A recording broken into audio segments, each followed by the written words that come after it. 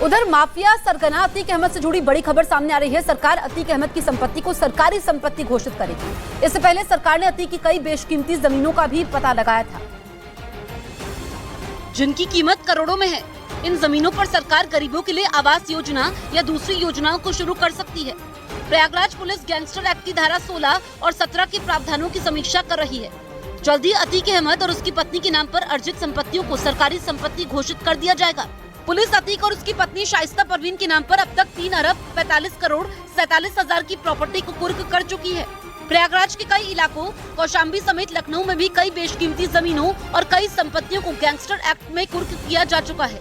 उधर प्रयागराज में माफिया सरगना अतीक अहमद के अवैध कब्जे वाली जमीन पर बने 76 फ्लैटों की चाबी गरीबों को दे दी गई। प्रयागराज में हुए कार्यक्रम के दौरान मुख्यमंत्री योगी आदित्यनाथ ने इन फ्लैटों की चाबी गरीबों को सौंपी, जिन्हें प्रधानमंत्री आवास योजना के तहत बनाया गया था। और ये सभी फ्लैट माफिया सरगना अतीक अहमद के कब्जे से मुक्त कराई गई जमीन पर बनाए गए, जिनकी चाबी सीएम योगी ने लाभार्थियों को सौंपी। रहने के लिए छत दी, आज हमारा आत्मा बहुत खुश है सर। इस दौरान मुख्यमंत्री योगी आदित्यनाथ ने अवैध कब्जे को लेकर पिछली सरकार पर बड़ा हमला बोला। 2017 के पहले गरीबों की भूमि पर, सरकारी भूमि पर कोई भी माफिया, कोई भी दबंग आकर के कब्जा कर लेता था। इस बीच सीएम के हाथों घर की चाबी मिलने की खुशी में कुछ महिलाएं भावुक भी दिखी।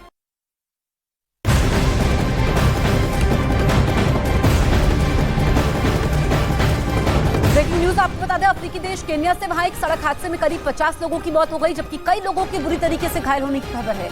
जानकारी के मुताबिक वहां एक ट्रक ने कई गाड़ियों को टक्कर मार दी, जबकि पैदल चल रहे कुछ लोगों को भी कुचल दिया।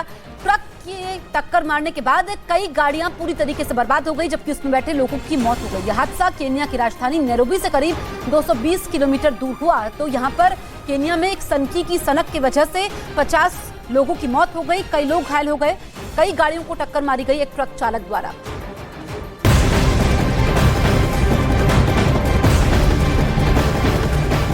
बड़ी खबर महाराष्ट्र के सोलापुर से, जहां पर भीषण सड़क हादसा हुआ, 6 लोगों की मौत हो गई, जबकि कई लोग घायल हो गए। बताया गया कि गाड़ी की एक ट्रक से टक्कर हो गई, जिसकी वजह से 6 लोगों की मौत हो गई। तो महाराष्ट्र के सोलापुर में यह बड़ा सड़क हादसा हुआ है, 6 लोगों की जान इसमें चली गई है। तस्वीरें भी हम आपको दिखा रहे हैं।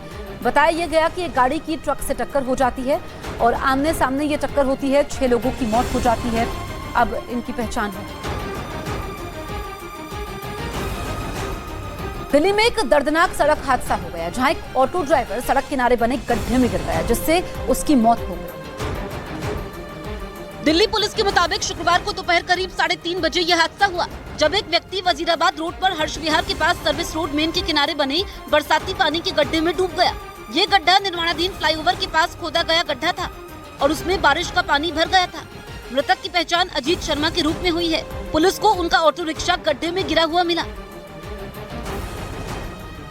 फ्रांस में चौथे दिन भी हिंसा जारी है। नाबालिग की गोली लगने से मौत होने के बाद पूरे फ्रांस में दंगा भड़क उठा। इस दौरान बीती रात एक प्रदर्शनकारी की मौत हो गई। पेरिस में कई इलाकों में हिंसा हो रही है, जबकि कई शहरों में प्रदर्शनकारियों ने आगजनी की है। पुलिस ने प्रदर्शनकारियों पर कई दुकानों में लूटपाट का भी आरोप लगाया है। तो फ्रांस इस वक्त जल रहा है।